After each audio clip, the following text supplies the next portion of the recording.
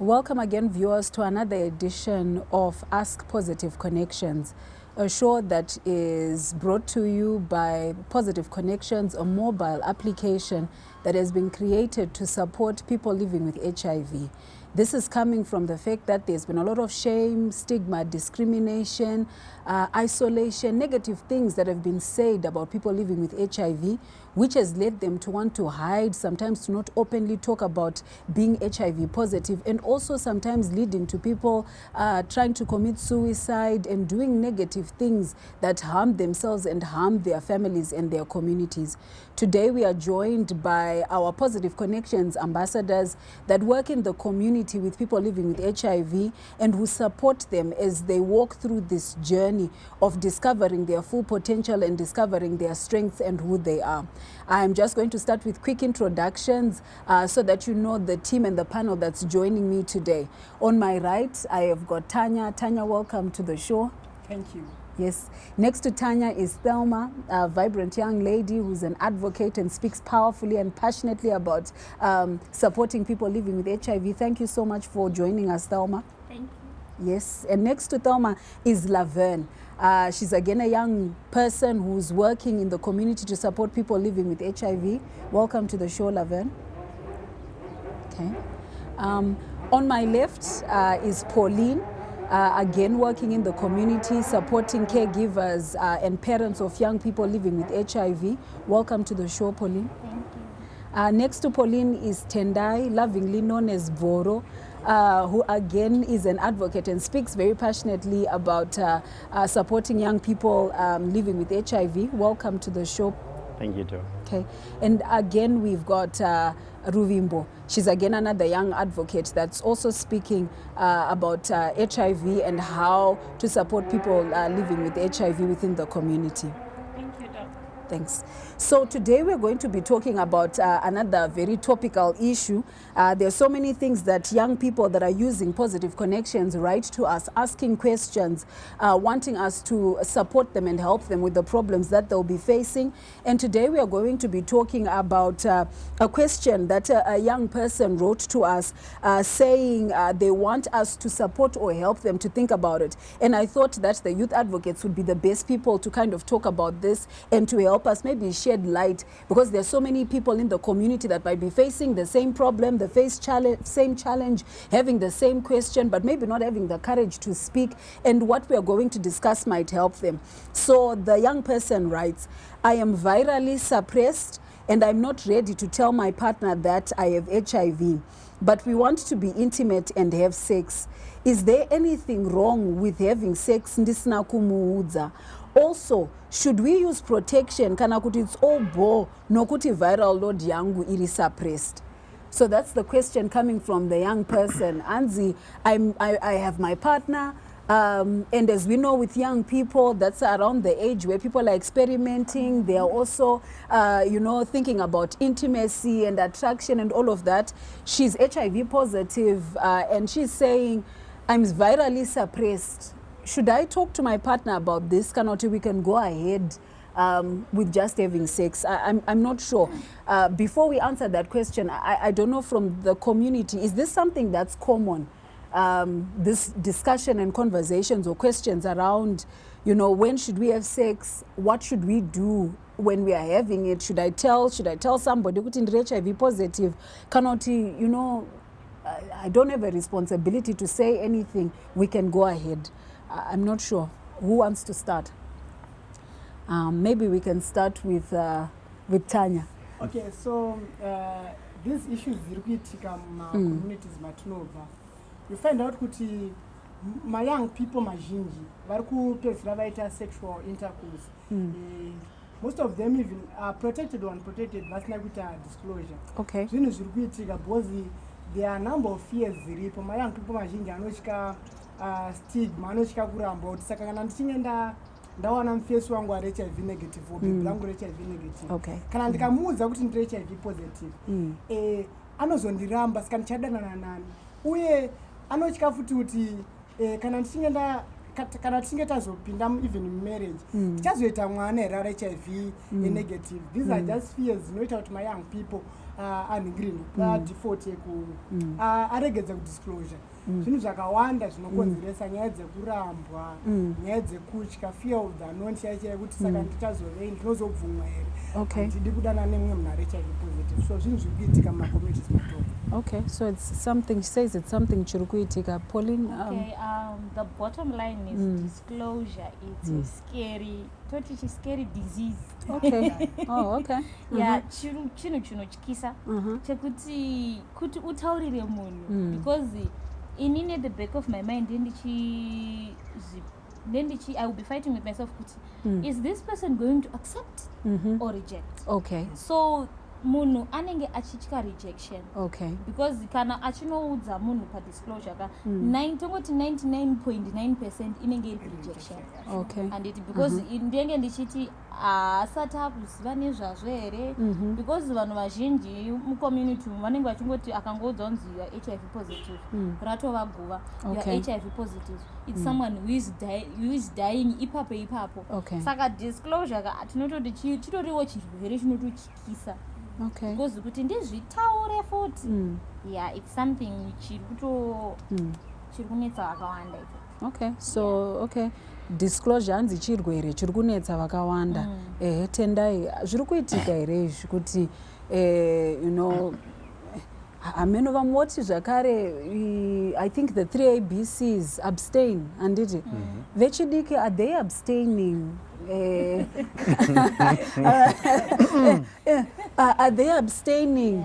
You know, or zvinhu zviri kuitika, you know, what would we say? Maseka. Saka. Okay, Tendai ndotanga. Thank you so much, Doc. Chinoitika ndechekudai munharaunda dzatiri kubva bonde riri kuitwa risina kudzivirirwa pasina disclosure. Chikonzero chiri chekumbotaurwa kwaitwa nemumwe wangu kuti vedu unenge washingirira pamwe watora more than 3 weeks uchipesueda bhebhe kuti iri kude handiti washingirira pa 3 weeks idzodzo uri kusangana nemahosikikari serious wazopinda wawana mukana chauri kutanga kufunga ndechekuti ndikamuudza kuti inowandidako bhebhe but ndine kalagage kangu kandinako chichaitika chimwe chako akudini kwakudzorerwa imwe hosikikiri serious than yekumboramba waimboitwa kumashure so bonde riri kuitwa asi harina kudzivirirwa ende munhu haasi kuudzwa kunzi zvechokwadi panapa inini ndine utachiona wandinawo ende kazhinji kana vachinge vasangana vane same WhatsApp group same status handiti kashoma kuti vaudzane kuti shamwari ngatishandisei condom because tese tiri kungotaura kuti kana iwo ungori musame situation yandiri hapana especially vazhinji vari kungowanda neyekunzi ndiri paTND saka ndiri paTND hapana nyaya so ifaenda kuti ndo zviri kuitika izvo zvakashoma kuti azobuda pachena kuti aiwa tiri paTND but ngatishandisei protection zvinongonzi aiwa tiridze mudanga. Alright, saka pane nyaya dzakawanda dzawataura nezvadzo apo Tendai handiti pane nyaya yemahosikiki nemazebra kiki kuti hanzi wamboshanda uchipiwa mazebra kiki wenjwa mazebra kiki wozopinda kuti uzotaura futi kuti pane zvimwe zviripo wakutotya futi kuti hosikiki yacho kana kuti zebra kiki yatonyanya kuya ine punch ya double punch kudarika inenge yato elephant kick zvayo handiti saka pane nyaya apa yekuti vanhu vari kuita bonde vasina kutestwa kana kumboziva kuti uyu ari positive kana kuti ari negative and then pari kuita futi wataura nyaya yekuti pane dzemudanga kuti tikangoziva kuti uri positive ini ndiri positive pakutongoitwa bonde zvakare risina kudzivirirwa. Pane chimwe chinhu chawataura ukati nokuti kana ndichiti ndiri TND kana chiti TND tiri kureva kuti chii? Right. Kana zvichidzi TND zviri kureva izvo kunzi utachiona uri mumwiri mako wakatsimbirirwa zvakanaka kana uri kumwa mushonga uri kunyatsodini uri kunyatsomwa mushonga zvakanaka. Alright. Saka ndo zvazvichitaurwa neadolescent yedu yanyora iyi ichitaura kuti ini ndiri virally suppressed. Saka kana ndiri virally suppressed ndikasangana hangu pabonde nemunhu wangu zvine zvakaipei nokuti ndiri TND handisi utachiona hwakatsimbirirwa mumuviri mangu. Saka kana utachiona hwakatsimbirirwa zvinoreva kuti chiko handikwanisi kuinfecta vamwe here kana kuti chii zvinomunyatsoreva kuti chii, because I think ipapo vanofanira kujeka kuti tiri kunyatsoti chiiko, vamwe ngavabatsire tendai noti anozoti ndamuvavarira. Okay, so I think panyaya yebonde riri kuitika, it's true my young people vanhu vari kuindauja mubonde risina kudzivirwa zvakanyanya. Actually we are tikunyanyotya nhumbu zvakanyanya kupfuura ma-STIs ne-HIV. Zvozolidha kuti vanhu vangoita unprotected sex vasina kumboenda even kuchipatara unoita sei kunotaswa ma-HIV status.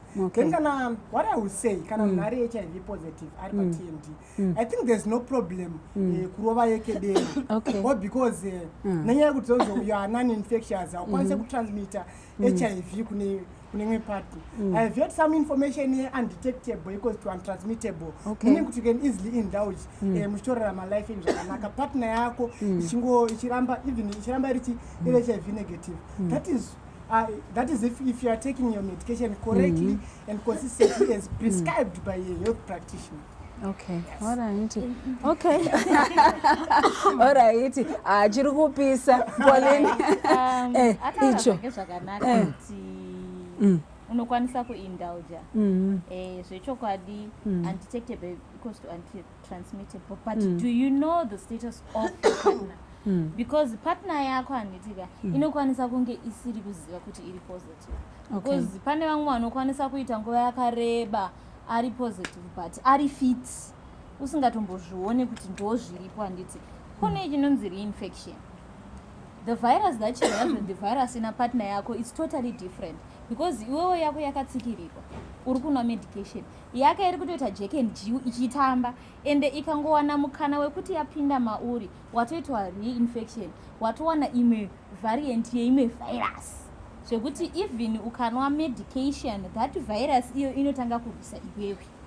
Inenge yakunomutsa tumwe twete tunenge twakawanda hanzi mumongo here or whatever munenge makawanda chi virus yatinenge takasuppressa inenge neshoma paunozoita zero ningirini inonzi TND yatinoti target not detectable. Saka I don't think it's a very good thing kuti unongo indulge usina protection, because zviri kukupinza munjodzi. Iwe uri kuti wagona wanwa medication handitika wagona wanwa medication yachona wakuenda kunoindulja nemunhu usiri kuziva status uri kuti that is a volcano waiting to erupt.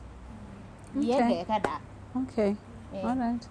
Okay, I don't know vamwe munofungei nokuti iyi nyaya iyi kai iri kusounda unge iri complicated handi ndizvo. Pane ma-issues akawanda handiti. Chekutanga ndoudza munhu here kana kuti ndoregera kumuudza? Handi ndomubvunzo watabvunza ndomuudza here kana kuti ndoregera kumuudza? Ruvimbo. Okay. Iye ndiye achawana kuti ndomutore here munhu wangu kana ndoregedza. Okay. Because ukasamudza iye ozorealiza ega panoita nyaya. Okay. Inoenda maybe wakujeri because unosungisa iofense. Alright. Saka kuudza munhu. Okay. Anokuregedza kuudza munhu. Saka chinosungisa kusaudza munhu here nokuti tikasangana izvo so inini toti for example ndiri positive handi ndizvo ndodanana zvangu kana kuti nabvuro kana kuti natanya for example ndoregera kuvaudza ndinenge ndaita offense here yekusavaudza. Pane offense yacho ndepapa apa pekuti zviri pakuti chi kana masangana pabonde risina kudzivirirwa musina kudzivirira bonde imimi mati muri positive then hatisi kuziva status yabvuro. Okay. Panogona kuita infection tinenge takuiti iri willingly wazadza munhu uchitoda uyu yaasi kuda. Okay. Saka ipapo ndo pane offense ipapo pekuti wazadza munhu asingazvizive kuti uri positive. Munhu every person is ane right yekuti andava positive here kana kuti haadi. Okay. All right. Vamwe vanoti chitanya. I think pane nyaya yatambotaura yekuti pane information iripo yekunzi which is proven yekunzi undetectable equals to untransmittable. So I think haisi mhosva because munenge une TMD ningirini yako hanzi zvangu kuti mutemo unoti kudii papa nditoriwo mumwe hauda kutoita sei hauda kutobetserwa. Then also there's all this issue yekuti munhu ndikaudza munhu tichangotanga kuti young people akaudza munhu achangotanga kudanana kuti shamwari audza shamwari mudiwa wake kuti ainikuya mandiro HIV positive. There's also issue yekuti unozibhurudzira shiri iye munhu achase waanoda and wakufoswa kudanana nemunhu usingadi or because of HIV status. I think kuudza munhu zvinoramba zvichiwanira madisadvantage kune uyo young person arorama ari HIV positive ari mucommunity. Disadvantage iripo ndeyekuti anozonzi anozotadza kuchuza munhu waari kunyatsoda chiaichai because acharambwa nenyaya yekuda kweHIV status. So I think if you iri TND sezvatara panyaya yaverengwa naongai ipapo wabaya bo madhiri ipapo wabaya bhora bvabvumirana nazvo hanzi unobhururutsa shiri ukataura kuti ndo zviripo. Laven ndiri kuona kuti uri kutsva uda kupindira. Handifunga kuti unobhurutsa shiri dzese munyika because vakawanda vanhu varipo either vasikana or mukomana, and I would say kuti it's best like zvamunotaura nevamwe kuti disclosing is the best thing to do. Letting someone know and letting them choose because they have the right to know and they have the right to choose. And iwewe ukasandiudza, I think in other ways urikutaura kuti ndatokuchuzira upenyu hwako. I don't know if that makes sense. Saka zviri nani kuti uudze mumwe kana akazviaccepta 100% bo akasazvi accepta then otongoziva kuti you know what door racho ratovharika chimwe chaga ine shiri because handifunga kuti unovhara shiri. All right. Apa pakubhururutsa shiri panenge pari kunetsa apa. Ndisandabva kuda ndaona Thelma akanyarara panyaya kuti vamwe vari kutaura nezveshiri dziri kubhururutswa, vamwe vari kufunga zvoitwa sei apa. Ndotofunga kuti chimunhu ngaaudzwe zviripo kuti kana uziva kuti une chirwere chekugara wabudirwa pachena because the moment wavanzirwa ka and azobuda munhu wamuinfecta ka apa one uchapinda mujeri 1 2 wainfecta mwana wevanhu then zvozodi. Saka apa you complicating things for no apparent reason. Just make it simple ungongoudza munhu zvipere. All right. Apa pa no apparent reason apa ndo I think ndo pari kurambwa kunzi zviri complicated for a reason. Anditi all right boro ungati chiwe basa chiremba nyaya takaitarisa kuudza munhu status yako ichoice yako handiti iri choice yako une nguva yaunofanira kuzviita. Handingati sekumbotaura kwandamboita guys ndatora more than 3 weeks ndiri kushingirira kuchesa baby handiti ndiri kurichesa riri kundorova mahoski guys. Zvinhu zvakaoma kuti upe musikana proposal yako akubvume handitika akubvuma pedze zvobva wamuudza kuti shamwari wandibvuma zvako but nditori neimwe hombe kudarika yekukuda kwandanga ndichiita. Zvinhu zvakaoma handiti ende iri nyaya yepabonde. Nyaya yepabonde iyi handisi kuona iri kungobata chete kune vari HIV positive. Tarisai muone kuti maadolescents they are having sex paborrowed time. Mama vaenda kunotenga sugar ndobva ndatongovharira bhebhi ipapo totongoita zvinoitwa ipapo ndo borrow time yedu handiti. Saka handina kuya kumboti chigara pasi bhebhi ndikuudze kuti shamwari ndine nhoroondo yenyaya yakadai hazvibudi. Saka ini ndiri kuti kuudzwa imi menyu muri kuti munhu ngaaudzwe but ndinobhurutsa shiri yandanga ndashingirira kuwanira keji. All right. Hanzi kubhurutsa shiri yandandashingirira kuwanira keji wozoita zveborrowed time. Mainzwa here nyaya yeborrowed time. Hanzi maadolescents ari kushanda on strategy and borrowed time. Saka kuti vazowana nguva yekunyatsotaura nekutaura zvinogona kushupa, zvinogona kunetsa. Laven. I think ipapo ndo pano vatauya tichitaura point yekuti then having sex is not a play, it's not a game. You need to be, when you're having sex with someone, it has to be intentional and having the consent of the other person that you're having sex with. Exactly. Uripa borrowed time. So already you're not supposed to be having sex at that borrowed time because you're having it at the wrong time. If it's supposed to be proper sex, have it at the correct time. I don't know if there's a sense to correct time, but that's what I'm saying. Kuti apana paungarare nemunhu usina kumuudza waitwa hako mahoski but mwana wevanhu upenyu hwemumwe munhu ende zvawataura pamwe pawachazoita sex nemunhu hauite sex nemunhu after pamwe maita 4 weeks of date. I don't know kuti sex time yenyu inenge iri yakamira sei, but still ndozvandotaura kuti that borrowed time or whatever time that you have, be able to tell that person, but you know what, I am HIV positive and this is the case. So and then kana zvirichira makuregedza kuita inyaya dero pamwe makuita munechi mune condom, there's also that option. Okay. So ipapo so yeah, pakutaurwa nyaya dzema-time frame, saka munozivana for how long before you actually start having sex, and also munozivana for how long before you can actually disclose. Zvine time frame here kana kuti ma-hit and run, ma-tap and go, zviri kufamba sei? What is actually happening here? Ruvimbo. Ruvimbo.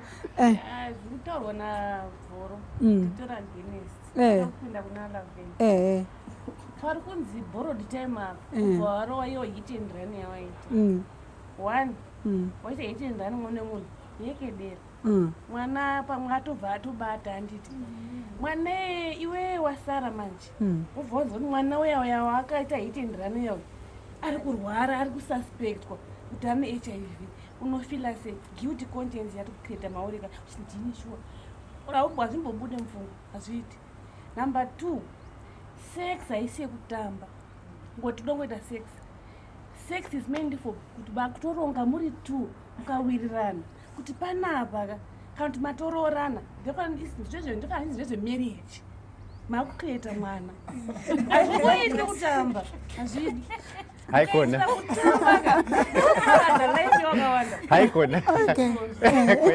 Okay, saka apa zvanzi haisi yekutamba. Aiwa, regai timbonzwa kubva kuna Tanya naPauline.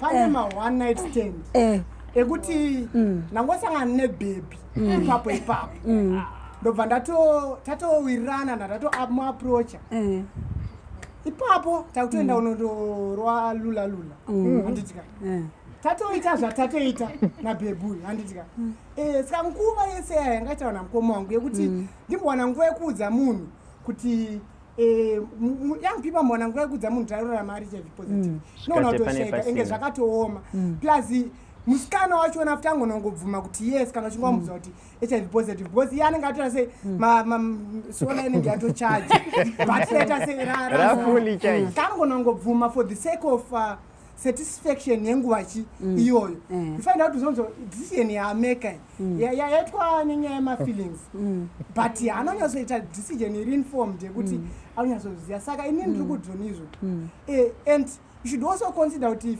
someone who's living with HIV achinga disclosure kune partner yake kuti ari HIV positive partner iyoyo ichabhurutsa futi dzimwe shiri iye even akabhuruka because achazofamba achiudza community kuti mbona amfesa aka kane mzvezi kane bhazi kati all sort of ways dzinozotaurwa pamusoro pemunhu because munhu wamuudza status yake handitika. So what I would say to those living with HIV, amanaka kana viral load yako iribo kembo. Okay, kana and also pane angazatapedza kuti ndogona kuenda munhu angona kuenda nabhebho wake viral load yake iri TND vese vaenda munhu angona kuwana false negative.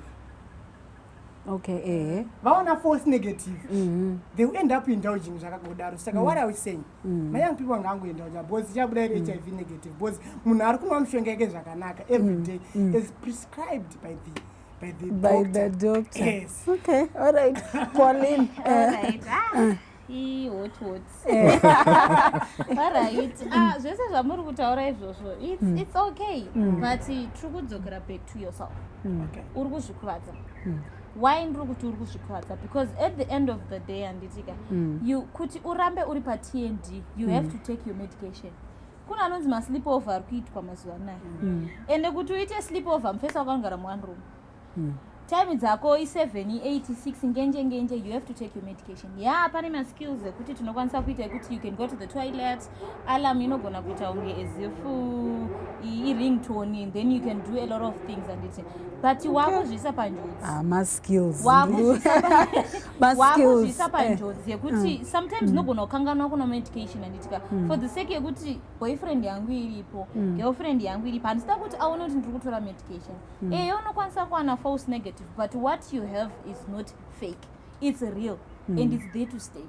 Saka iwewe zvichengetedze, uchengetedza mwana wevaridzi handiti, because mangwana achaita positive. Alright, sezvambotaura narwimbo anogona kuita nhumbu.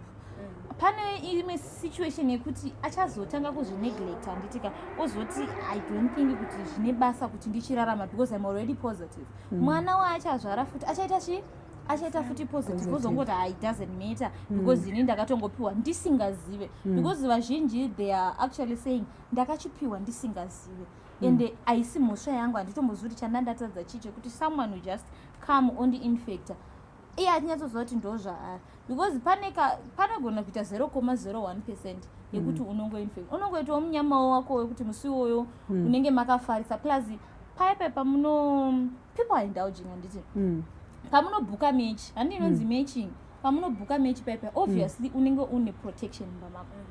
And iwo iko zvine zvitakutokurudzira kuti even musikana chai nyangwe hazvo zvichiri a bit offish, unofamba nemacondoms. No condom no sex, whether ndoziva status yako whether ndizivi, no condom no sex. Ndinotofamba nawo kutoti aya ari mpocket aya, kana tichida kutorova mechi yedu yeArsenal neMan United macondoms aya. Saka izvi zvekuti izvoni musikana anofamba nemacondoms, it's awful because zvesvita as if zvinhu zvakudhara it doesn't make sense. You are trying to protect yourself. Zvinongokudzokera big. I don't know, is it easy, I wonder, to negotiate for condom use? You know, sometimes you find when people talk to even vanamai vechikuru vari mumba vakagarana nababa, and vari kufungidzira kuti pane magame kana kuti pane zviri kuitika, it's one of the most difficult things kunegotiate for condom use. And I've also heard other young people vachitotaura kuti kushandisa condom makes you different from the other young men or young women who can just have sex, you know, without using a condom. So is it so easy to actually use it and to actually negotiate for it kuti let's use it, and zviri kugamuchirika here mucommunity, and with working with young people zviri kufamba sei? Tanya, you wanted to say something? There are a lot zvinotaura panyaya yecondom use. Majority of young people say sweet rimpe parinake, meaning kuti use of condom hainyasoita haisi bore kwavari. And also you could see kuti sezvanambotaura pa before kuti majority of young people vanotya nhumbu zvakanyanya, vanotya nhumbu zvakanyanya kudarika HIV nemamwe manhu. Kusi kuti vanongoti ngatiite zvakaita zvakadaro tozonotenga morning after. Okay. So unprotected sex iri kuitwa, and negotiating for safer sex zvinhu zviri kuitwa, but young people mazhinji vanokwanisa kunegotiate for safer sex. You could see kuti vasikana iwewo ndonotouya necondom kazhinji kachona, but kana usina condom anozongopedzera ngoti ngatiite zvakadaro ndozoita morning after, meaning kuti STIs and HIV havasi kuita havasi kuzvitya, they are fear of pregnancy kunyanya, because autozotora nyaya morning after, but initially angafanira kugara tora nyaya necondom use. So to ladies nyaya yekunegotiate for safer sex very minimum. Then kuma guys ayo macondom totogara nawo mumadrows muchichi pese pese. But manje pane issue inconsistency use of condom yekuti pamwe first round second round pashandiswa condom, rechitiri mwana ngoti ngatimborasewo, hapana consistency use of kana kuti nhasi mamboshandisa condom mangwana amproject madai, so pane nyaya inconsistency use of condoms. Okay, all right. Anza akawanda maraundi acho kudaro. Laven. I believe the first thing that one person can do always is ask yourself or put yourself in the other person's shoes. So think about that person. Okay, fine. What if inini becoming negative, yeah, positive? ndinoda here kudaro, I want you to that. And like what you mentioned, the use of condoms is very less in the community. And kutozvitaura kunana mai kunana baba, first question is ukutomborara nevanhu. Like it's something chisingatauri. Okay. So I think it's safer for us to always put ourselves in the other person's shoes, in the event that probably I'm HIV positive, right? And then I have to put myself in the person's shoes who's negative. Would I want to, or I want to use my condom and do whatever I want to do. Okay, all right. Saka panya yedu yataverenga pane it sounds like pane kakutyira ikako ke disclosure. Poita kanyaya kekuti would I have done something wrong kana ndikarara nemunhu wangu ndisina kumuudza and also if I don't use protection would I have done anything wrong or vanhu vanozonditarisa kana kuti anozonditarisa achiti there is something chandaita kana kuti chandamukanganisira. But I'm wondering kuti why is it kuti munhu ari HIV positive, it sounds like anongoassume kuti munhu wandinaye ari negative and then saka pamwe handikwanisi kumuudza.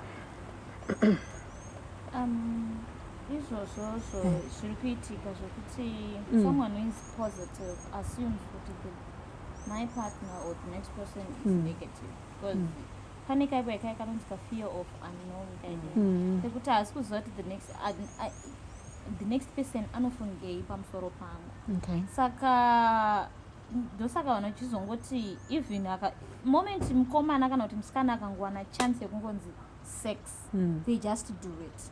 Okay. Handiti whether aziva whether haana saka ka fear of unknown kaikaya ndokanozongoita kuti angoti chero zvazvaita because ukasa disclosure it's something which is bad. Ukadisclose sezvambotaura nabvura ukadisclose futi chiri mudendere yaita sei yabuda. Saka manje the best thing is unotanga waona kuti munhu wako knowledge chaiyo about HIV information iri fully packed here kana kuti because we are having challenges yekuti those who are HIV positive are the ones vane full information about living positively and about being positive. Vaiva vari affected or vanorarama nevanhu vari infected hazive more information about being positive. So kuti even ukamubvunza about pills or anything or kuti HIV chii chaicho they don't even know the difference between HIV and AIDS. They just say wakangomudza kuti inini bebhoka uchindoona ndakadai so ndakasimba ndakadidika but I'm HIV positive. Yo atona AIDS waida kundiuraya, you should have told me, and uda kunokusungisa, so how am I going to do it chichi ndosaka pakazo introduce wana PrEP nana PEP. Okay. But still at the same time you have to disclose. Though tambotaura kuti that chirwere chinonzi disclosure chiri kutoda solution, chiri kutoda mapiritso achona ekuti munhu anokwanisa kutaura because fear iye it also kills inini inside whether ndarara natanya asingazvizive whether or not anditi ndofana kutoti ndinototi ndatosvika kumba ikoko kunyangwe ndikatoita yeke ndine TND ndichatozoti but haana kuzara did I not infect him did I infect him zvekuti ndinotozopedzisira ndakuita forcefully disclose my status paari zvekuti iye futi anozoita depression achapinda mudepression kuti but ungadai wakataura we would have used condoms. Macondoms muka meda arimo sezvataura vakomana even mudraw kana muri make muhand room imomo maspoon unomaona anenge arimo saka I think disclosure since iri chiri chinhu chiri process chinofana kutoprocesswa because ukandiudza nhasi usafunga ndobva kuti zvishuwa sorry you are HIV positive I'm sorry no it's something joti ndichasvika kumba ndoti but ari positive ndimugamuchire ndiregedze ndiite sei saka it's something chekuti anoda kudzidziswa and then there are also sessions dzekuti even akada because pane vamwe who are willing kuti ndoda kuziva about it you can go for counseling session. Alright. So it's sounding like pane possibility yekuti munhu anogona kutaura kuti ari HIV positive ogamuchirwa and vanhu vosangana pabonde zvakadaro but kazhinji kacho there's just the fear yekuti kana ndikataura anoti kudi uye zvichabhururutsa shiri kana kuti ndichapiwa horse kick kana zebra kick and then it means zvinhu zvese zvapera kana kuti zvaparara. Okay, saka pane here vakambozviita izvi nokuda kwokuti munyori wedu ataura iye kuti haasi kunyatsoziva kuti oita sei. And I think it might be hopeful kuziva kuti are there people that are maybe HIV negative that have had relationships with people that are HIV positive and they have actually been intimate and they remained mumwe ari positive mumwe ari negative pasina kutapurirana kana kuti without passing the virus to the other person. Is this possible? Zvinoitika here kana kuti we must just stay in fear yoyo kuti akaziva achandiramba kana kuti ndichapiwa zebra kick saka regai ndingomurovera musaga imomomo tiri murima zvakadaro yekedero zvazvangopera zvakadaro. Ameno Boro. Thank you so much. Iyi nyaya yekuitika zvinoitika zvakanyanyisa. I came across such a case yekuti musikana had sex nemukomana wake for the first time vasina kuudzana status, then nomva azomudisclosera status yake after the sex. Okay. Then the guy akamboita tuhasha and it aita tuhasha, then the guy continued coming for the lady for more sex and etika.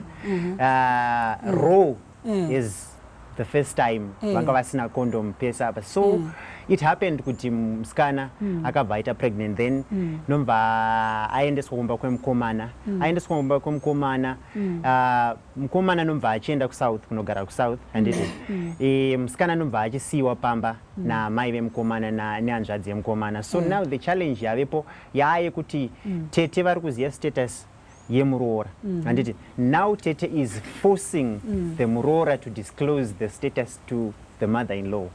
Okay. Saka kuitika zviri kuitika ndofunga ndozvo zvimwe zvinhu zvekuti ndaitaurira kesi kuti tione kuti disclosure hachisi chinhu chakachipa chinhu chakaoma besides kunzi ndiri kutya kubhururudza shiri yangu asi there are those mama's boy vakazara vekuti akanga audzwa status autoda namai vake vaziyewo status yemukadzi wake yet is something chinogona kungogara chiri in between the two of us. Saka ameno. Saka nyaya iyi muri kuona kuti iri kuramba ichingodzika ichiita more complicated and more complicated. Saka pane nyaya iyo yekuti vanhu munhu anogona kutodanana nemunhu wake otoziva kuti munhu ari positive votoramba vachisangana pabonde. Hatizozive hedu in the case yemunhu wauri kutaura nezvake Boro, the example you are giving kuti mukomana akazoramba ari negative here kana kuti akaita positive vakaita chii kuti vadzivirire. Nokuti I think it's something that will help vatariri and it will also help munyori wedu kuti azive kuti is there a possibility yekuti munhu wangu uyu wandinaye uyu anogona kuramba ari negative inini ndiri positive. How do we do it? If there is a way of doing it so that we avoid all nyaya idzi dzekuti aiwa unogona kuinfecta munhu ndambonzwa ma-you and you, I am a you and you, if you are undetectable, if it's undetectable then you can't spread it handi ndizvo but kana tisiri kuziva kuti mumwe wacho watiri kurara nayewo ari positive here and viral load yake yakamira sei, there is a likelihood yezvataurwa naPauline zviya kuti tichatapurirana chimwe chirwere zvakare kana kuti another strand of HIV inozoramba kurapika kana kuti inozova resistant to mushonga watinenge tichinwa handii ndizvo. Saka zvinoitwa sei kuti tidzivirirane? Nokuti I think nyaya iripo inyaya yekudzivirirana. Bonde tared whether ndakuudza kana kuti handina kukuudza vakawanda vari kuti ngatitaurei vamwe vari kuti totya kubhururutsa. How can we protect and how can young people protect each other? Because I think ndo mubvunzo wake. Ndikasamudza can I protect or do I need to tell this person and protect? What should happen here? Okay. So I think the first thing mnyori wedu alifana disclose HIV status ku partner yake. Then also there are a number of ways to prevent your partner yako kuti irambe iri HIV negative. There's PrEP medication inonwiwa before exposure. Nekuti one anokwanisa kuimwa ari HIV negative whilst are at risk of getting HIV. so anofanira kuramba aita se achimwa adhiafti zvakanaka achimwa mushonga wacho prep zvakaita zvakanaka so that risk yekuti awane utachiona hweHIV unenge uri limited. And also they should go for HIV testing vari vese so that azive kuti partner yake iri HIV negative or HIV positive. If the partner is HIV negative then iye wachona akufanira kuramba achita achimwa mushonga yake zvakanaka to reduce the risk yekuti akwanise kutapukira HIV atapure HIV kune mumwe wake and vachiita unprotected sex zvichase famba zvakanaka. Then if vangori pakutamba zvavo I would have advised correct and consistent use of condoms, kushandisa mapepa eukoshwa nguva dzese semayambi. Kushandisa mapepa eukoshwa. Anonzi mapepa eukoshwa as young people. Okay, all right. Vanofunge, what do we think would be the best solution or something to help these young people? Thelma, you've been... I also think that disclosure and protection is also essential so that the relationship can also be solid. Because the moment asina kumubodira pachena, it's not solid enough. Because kana kazo infecta mumwe wake, zvozomukwadza in future. Saka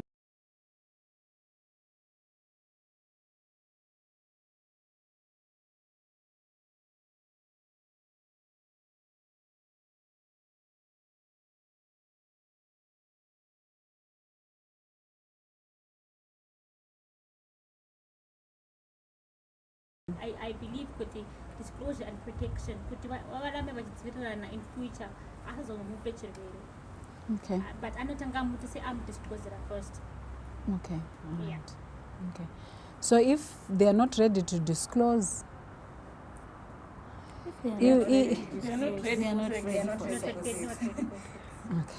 Anzi, they are not ready for sex. Asi tiri ipapo chiremba. We are saying that they are not ready for sex.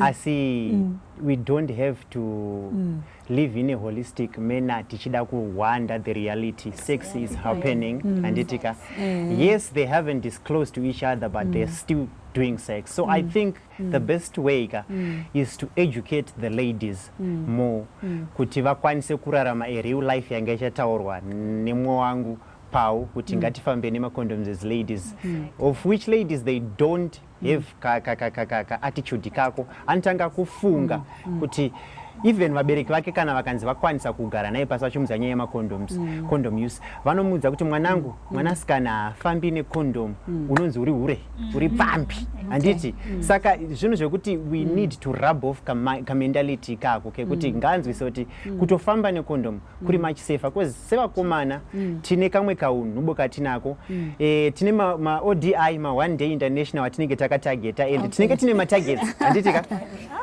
Sema-targets atinenge tinawo munharaunda sekumbotaura kwataita, handiti. No matter I'm HIV positive, no matter I'm not, handiti. Ndiri kutambawo nevamwe vasiri HIV positive. Tine ma-targets atinoseterana kuti shamwarika wona kabhebi ako ndokari pahit munharaunda muno, handiti. So zvakari pahit, iyo toda kuti tione kuti uri murume here.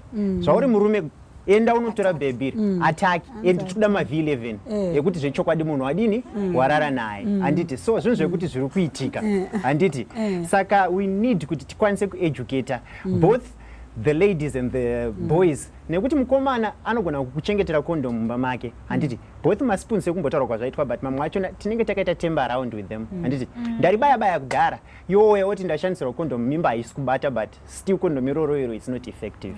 Saka I would really urge the ladies kuti ngavadzidze kufamba nemacondoms avo, ngavafarire kushandisa the female condom more than the male condom.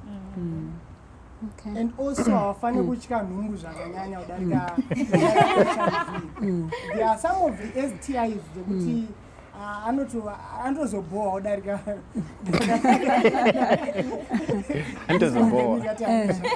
so vanofana kuzvipreventa kuzvinhu zvese kuti amana kana pfungwa yake ndingangomuza kuti amana ndikazoita nhumbu ndichaita sei, ndichakadzana kuchikoro, but haasi kumbofunga outside the box kuti ko kana ndikaita STI kana ndikaita HIV. So there is need of education yakanyanya nechekuita HIV and AIDS, kutanga kufamily, to the society, to everyone, so that munhu wese avewo equipped with information. Okay, Ruvimbo, ndikuona uri kutsva uruda kutaura kuti musangonongedzera vakomana chete. Nyaya yacho yakanaka zvokuti ende iri kudzidzisa zvakanyatsokunaka. Nditori neexample ndakaenzwa hangu paredhiyo program ikona Scott paredhiyo. Uyu musikana uyu haasitombori HIV positive, but I don't know, maybe I don't know, but aitaura nyaya yekuti akarara nemurume wemunhu ndobva achiita STI. Aita akaita ndofunga 2020 up to now 2021 aita zvairapwa zvoramba zvichingoitika haichapori. Saka ndingokuudza kuti vanhu condomization is very good. Zvidii usaedza nyoka negano, gara wakazvichengetedza, nekuti ukasachengetedza uchapedzisira waita chisingarapiki chitori wese nekurwadza kudarika HIV. Chie chikupisa zvakanyanya pane HIV. Saka protect yourselves. Okay, Laverne. And I as we round up, there is also an issue of, yes, I might have a condom as a lady, but do I know how to use it as well? So I think, like we mentioned, at a very young age, the same way that ladies are taught how to use a pad, the same way that they need to be taught how to use a condom. Because the moment that you start having your periods, I'm sure things, but still, we need to be able to teach the young ones how to use a condom and not wonder to protect them, because we are not doing anything like that. So thank you so much for all those contributions. I'm sure this one is a hot topic, and I feel like we need to do a session 2, round 2, to talk more about sexual reproductive health, how people protect themselves, and tinotenda munyori wedu anyora such an important and a vital question, and we are hoping that the young people that are watching, or even vabereki and vatariri vedu and our viewers who are watching from home, you've learnt a lot from this discussion, that these are things that are real, that are happening. We might be thinking our young people are abstaining, and we might be having, visual HIV tests where we look at somebody and say they are negative, and they also look at their partner and say my partner is negative, without actually knowing what's going on. So from this discussion, I think key takeaway points or messages are that it's always important in that relationship for people to be tested so that people know their status. And if somebody is living with HIV, tinokurudzira that somebody would be brave enough to share with their partner that they are living with HIV, and also to discuss their sexual life if they want to indulge and if they want to have sex, so that all of these wonderful words that taurwa nema-youth advocates would come into effect and would become things that add value kuupenyu hwevakatitarira kana vakateerera. So we encourage, use condoms, use PrEP, use all these preventative methods aripo kuti tichengetedze utano uyo watiri kudanana naye neuyo watinenge tichifambidzana naye kuti zvinhu zvienderere mberi zvakanaka. I think donzvo reutano, World Health Organization and all these other organizations have been working so hard to reduce the spread of HIV infection. And it starts with all of us being responsible, knowing our status and also knowing the status of our partner and the person watinenge tichidanana naye. And so ichi chitsvambe not just to somebody who's HIV positive, but to the person who's also negative as well, to know their status before they get into a relationship, before tasangana pabonde, before taita ma-hit and run, before taita zvise zvatinenge tichiita, kuti zvinhu zvedu zvienderere mberi zvakanaka, zvifambe zvakanaka. Thank you again for watching. I don't know kuti tisati taenda, where can people get help? Let's say they're having some of these challenges again. It's a parent who wants to talk about sexual reproductive health with their children. It's a young person, whether HIV positive or negative, who would like to talk about their sex life and their worries, questions, things that they might want help with.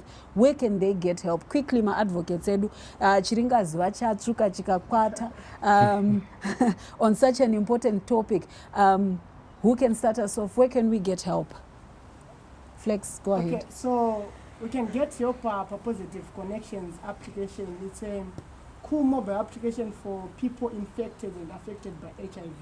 Meaning it's an application for everyone, but we specifically for people living with HIV. Then there's also my topics are on how best parents can communicate with their children on issues of sexual reproductive health, and also adolescents. There's also information izhinji inechekuita neSRH, HIV, and there's different topics. Tinokwanisa kudetsera young people so that we can close the tape of new HIV infections and STIs. Thanks, Flex, for that. There you have it, viewers.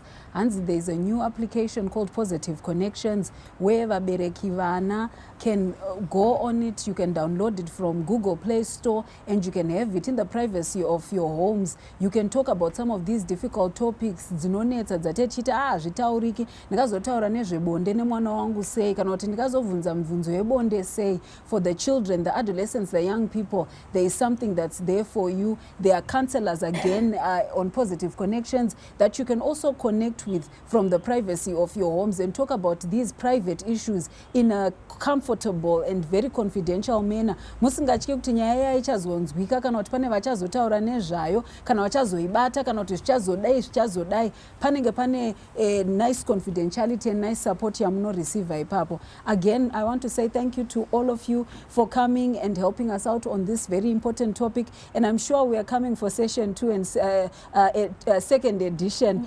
of this topic. Not in the honor to pachine zvakawanda pane zvakawanda zviri kuda kutaurwa, and we would like our viewers to hear and to know more about this. So thank you for watching, and goodbye.